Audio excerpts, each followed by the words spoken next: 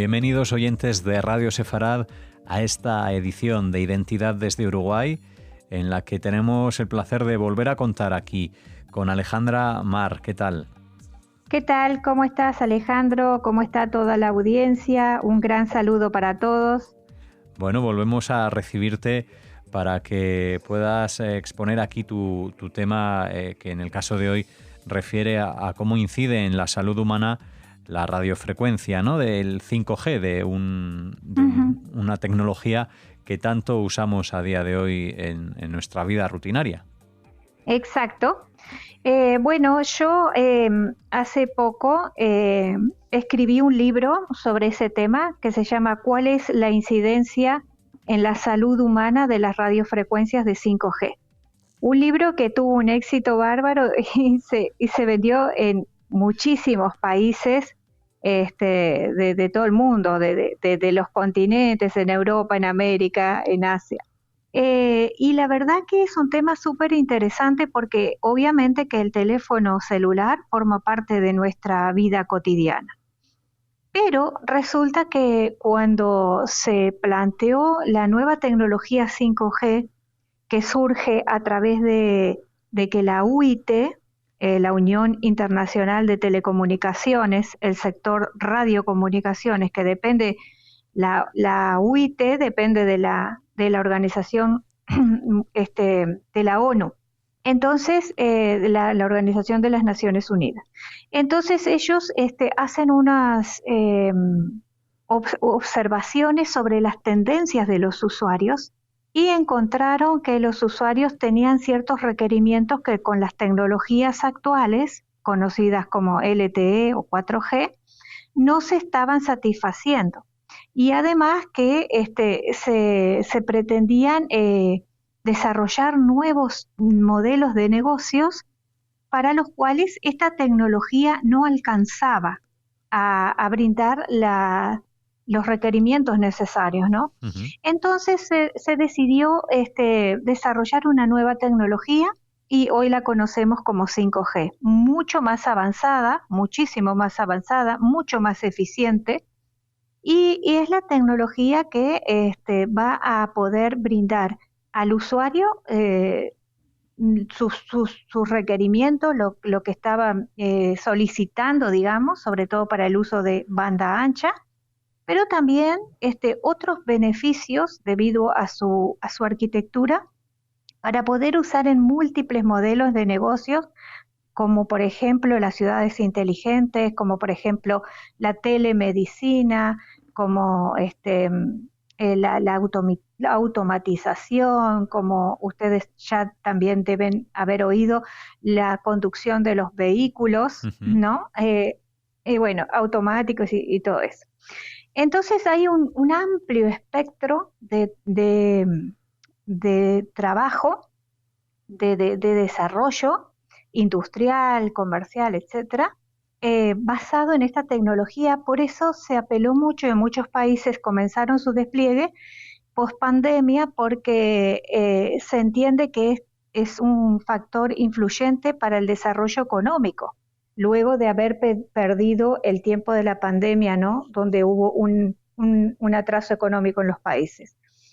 Bueno, pero la cuestión que hay gente que está diciendo que no, está pidiendo a los gobiernos que frenen el despliegue de esta tecnología, y entonces aducen que esta tecnología es mala para la salud humana, que produce enfermedades, incluso enfermedades muy graves. Entonces, la idea mía, como yo trabajo justamente en telefonía móvil y estoy especializada en 5G, fue escribir un libro con investigaciones científicas que se han desarrollado, citándolas, por supuesto, mostrando que no existe evidencia de que incida sobre la salud humana. Y también haciendo un análisis puramente desde la ciencia.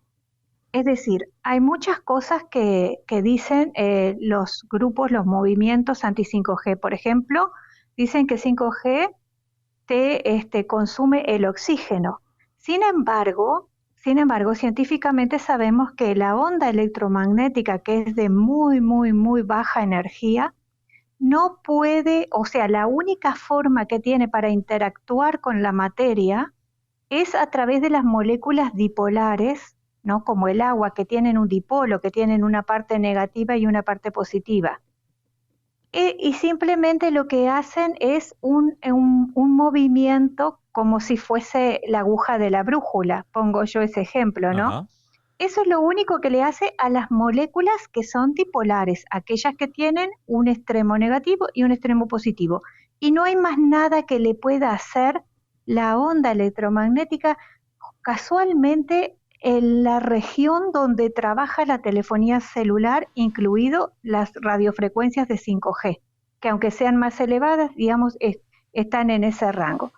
Entonces, el oxígeno es una molécula neutra, por lo tanto, no entra dentro del caso de las moléculas dipolares que pueden sufrir un movimiento.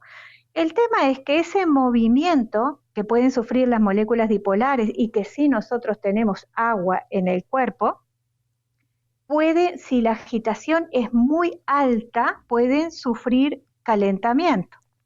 Entonces, lo único que puede producir sería un calentamiento y eso es lo que se fue investigando, pero también se trató de investigar si podía ir más allá, si había otros tipos de efectos que no fuesen térmicos. Entonces se hicieron investigaciones in vivo, in vitro, en animales, epidemiológicas, de todo tipo de investigación, y no surgió ninguna evidencia de que ninguna enfermedad pudiese aumentar el riesgo debido a la aparición de las antenas de telefonía móvil, ni siquiera de las de 5G. Entonces, 5G es una tecnología, quiero decir que es una red de transporte de datos que lleva datos desde un dispositivo móvil como un teléfono hacia una red de datos, que puede ser Internet. Y ese transporte lo hace de manera mucho más eficiente. Entonces, simplemente pienso que hay una gran confusión en la gente que no sabe lo que es y piensan que la confunden mucho también con la inteligencia artificial. Piensan que en 5G es inteligencia artificial, pero inteligencia artificial es otra tecnología, porque mucha gente dice 5G vas a ver todo, vas a ver qué comemos, qué no comemos, o sea, como que va a decidir sobre la vida de las personas. Es imposible, es una red de transporte de datos eficiente y nada más. Ujú. En esa red de transporte, Alejandra, se me plantea una pregunta. ¿Tú te Sí, refieres a esas antenas de comunicación que brindan esa tecnología 5G? sí, Qué hay sí, de los dispositivos móviles o celulares, como dicen allá, en la sí. influencia como evidentemente también receptor y aparato de envío Bueno, de estas señales ajá, más cercanas a sí. nuestro cuerpo? Ahí está, perfecto. Entonces, 5G es una tecnología que por ser la más nueva, por decir así, se ha planteado objetivos ecológicos para proteger todo lo que tiene que ver con el cambio climático, por ejemplo. Y uno de los beneficios de 5G es que se plantea que sea una red de transporte de baja potencia. Es decir, que las radiobases van a estar más cerca del usuario porque van a tener menor alcance, digamos, pero van a transmitir a la mínima potencia. Y lo mismo el teléfono celular, al estar más cerca de la antena, también va a emitir a la mínima potencia. La idea de 5G justamente es emitir, transmitir y recibir a la mínima potencia. Ajá. Por eso, sí, las otras tecnologías anteriores van a emitir con mayor potencia. Y ni que hablar comparadas con las antenas de radio y de televisión, ¿no? Que esas emiten a muchísima mayor potencia, pero con una distancia muy grande de la que emite la telefonía móvil. pero inclusive 5G va a emitir menos que las anteriores, o sea, a menor potencia. Esa es una de las ventajas. Entonces, podríamos decir que el teléfono que vamos a tener más cerca del cuerpo, incluso va a recibir el cuerpo mucho menos potencia de la que recibían antes. Y además, las frecuencias que son elevadas, las frecuencias milimétricas que se llaman, que son muy altas frecuencias, eh, no después de un cierto valor que es el conocido como 6 GHz, o sea, andamos cerca de Wi-Fi por ahí un poco, que Wi-Fi opera en 5, bueno, un poquito más 6. A partir de ahí, las radiaciones, la penetración de la onda se hace cada vez más superficial en el cuerpo, es decir, no penetra a la profundidad, digamos, de penetración, se hace más superficial. Entonces, cuando son ondas más elevadas, que mucha gente le tiene miedo a las frecuencias elevadas, las que se llaman milimétricas, esas no tienen tanta penetración, o sea, son más superficiales en el cuerpo. De todas maneras, quiero decir también que hay organismos que regulan la estandarización de los valores para protección del cuerpo humano para que las radiaciones no hagan daño, ¿no? Y si bien estas son radiaciones no ionizantes, que son radiaciones, por decir, buenas, que no afectan a ningún enlace biológico, de todas formas hay restricciones. No obstante, nosotros tenemos dos tipos de restricciones para distintas frecuencias. Si las frecuencias son inferiores a 10 gigahertz, vamos a tomar la densidad de potencia recibida por el ser humano. Y si son mayores, vamos a tomar una medida que se llama la tasa de absorción, que es una sigla SAR, SAR. Y esos datos vienen, por ejemplo, los teléfonos móviles van a decir qué valor de SAR tienen y todo. Pero la potencia, la densidad de potencia recibida que uno puede tener máximo, el cuerpo humano, sería 10 watts por metro cuadrado. Ese sería el valor dado por las organizaciones que establecen esos límites saludables, como la ICNIRP y la IEEE, por ejemplo. Ajá, sí, Alejandra, perdona, que digamos sí, que para dejar un poco tranquilos a los oyentes, esos niveles en un teléfono móvil, en un celular, no alcanzan tales no alcanzan, están potencias. lejísimos. Eso es lo que quería decir.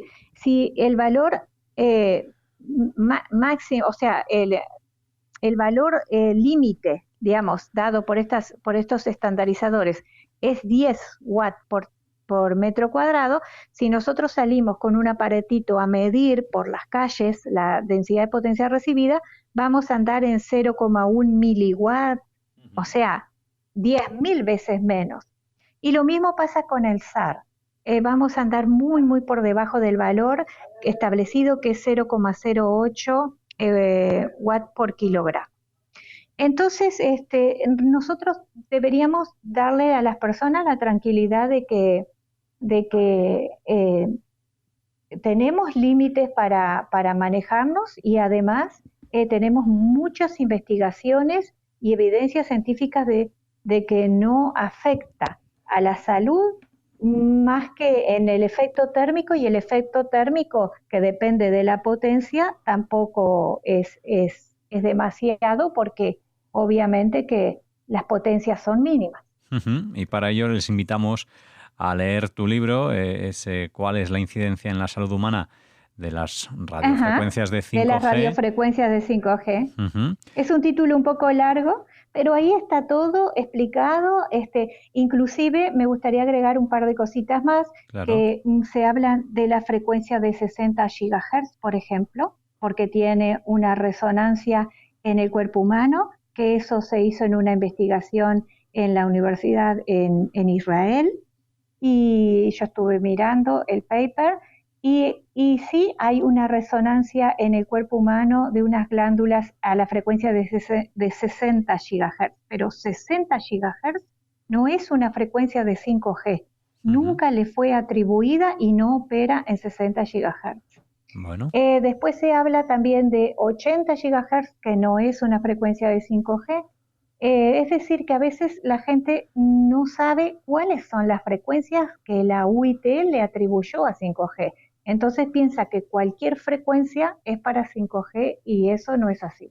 Bueno, pues Entonces, gracias. si leen el libro van a encontrar un montón de información que les va a ser súper útil. Exactamente, les invitamos a hacerlo y a ti, Alejandra, agradecerte que nos aclares estos términos en este mundo de tecnología en el que muchas veces también por la velocidad a la que vivimos se nos escapa, dado la evolución, ¿no? y el gran cambio que supone día a día la informática y la tecnología, y muchas veces pues no disponemos de conocimiento o de información suficiente para abordar tantos términos que se dan y que aparecen nuevos en nuestra vida diaria. Así que lo dicho, gracias por compartirlos aquí con nosotros en Radio Sefarad, en este Identidades de Uruguay. Buenísimo, bueno, yo encantadísima y como siempre a las órdenes.